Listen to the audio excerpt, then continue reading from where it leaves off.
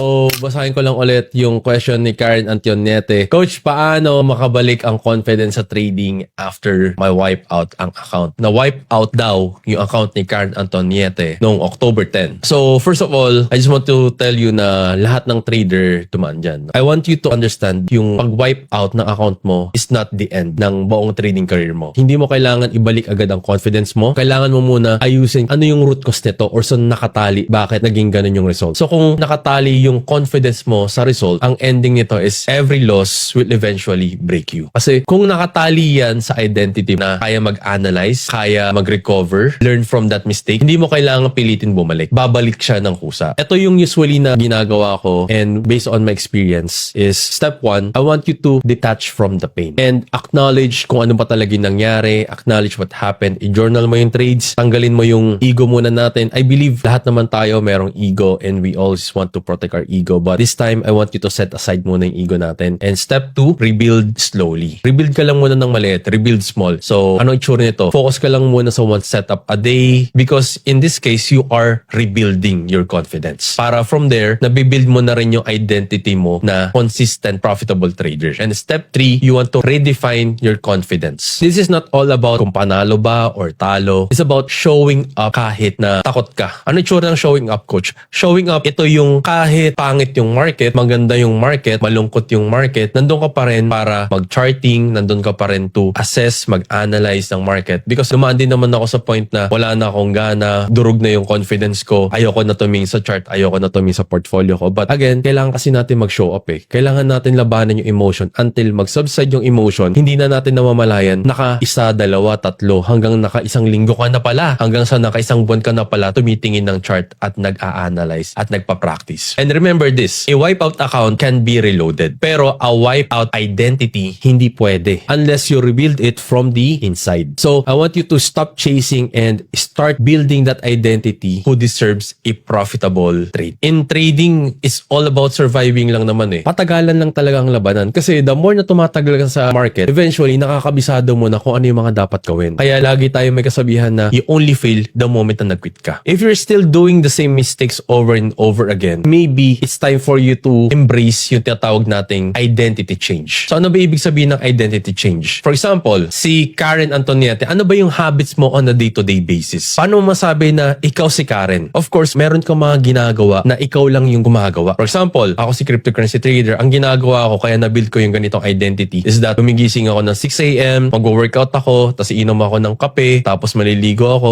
magpe-prep ako. Pagdating ng alas 8, prepare na yung watchlist ko and then doon ako magte-trade. So, we human beings, yung build natin yung identity through consistent repetition ng habits and routines. Kaya may kasabihan na you become what you consistently or repeatedly do. So, if you repeatedly do yung identity na laging gusto nating manalo, gusto natin lagi ng instant wins, instant profits, then hindi natin mababago yung resulta. Kasi kung same yung input natin at nag-expect tayo ng different result, impossible yun. Mababago lang ang resulta natin pag nagbago na yung input natin. So might as well change your input ngayon, baguhin mo na yung nakasanayan and doon mo i-assess kung ano ba yung nabago. Eh kung nagustuhan mo yung result, nung binago mo yung nakasanayan mo, napag-build ka ng bagong habit, then doon mo makikita na, o nga no, nagbago na rin yung resulta mo. Nabago mo yung identity mo. Kahit mahirap siya sa umpisa, isipin mo kasi dati nagtitrade ka kahit wala sa tamang state. Pero ngayon, alam mo na kailangan mo na huminga ka muna bago ka pumasok. That is not a sign of weakness. That is awareness. So kapag takot ka bumalik kasi baka maulit, ibig sabihin, gusto mo na talagang baguhin yung pattern. Hindi mo kailangan hintayin mawala yung fear mo bago ka makabalik. Kailangan mo lang bumalik ng may proseso. Kahit walang assurance, chart ka lang muna, backtest mo muna, and review mo yung past trades mo. Every charting session ngayon, yan yung magiging bagong identity mo bilang isang trader.